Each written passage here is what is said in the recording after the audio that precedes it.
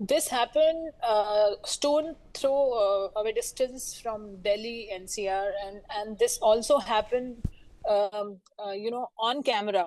I would say it was recorded, and we are all feeling jittery about it. As ma'am also mentioned, 6,000 deaths recorded, dowry deaths, which were not recorded on camera.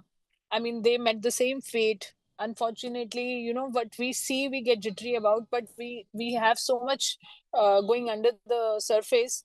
We really need to acknowledge it that this is the fact in today's era, 2025, we are living in. Our women are being burnt alive.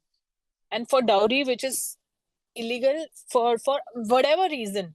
I mean, of course, dowry is main reason, but whatever reason, they can't go through such a torture. And I think it's the highest time where we need to acknowledge our failure as society, acknowledge our failure as administration, failure as parents, because we definitely send our daughters back to the hell. It is with every family.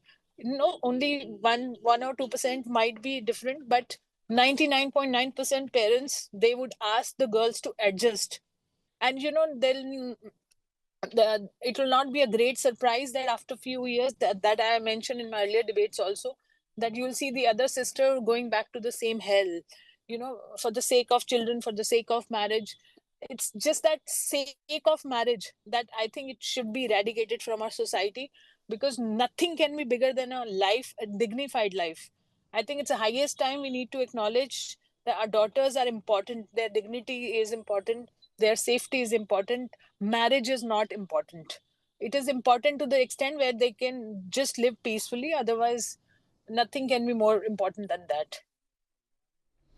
Yes, indeed. Let me, in fact, take that back across to you then as well.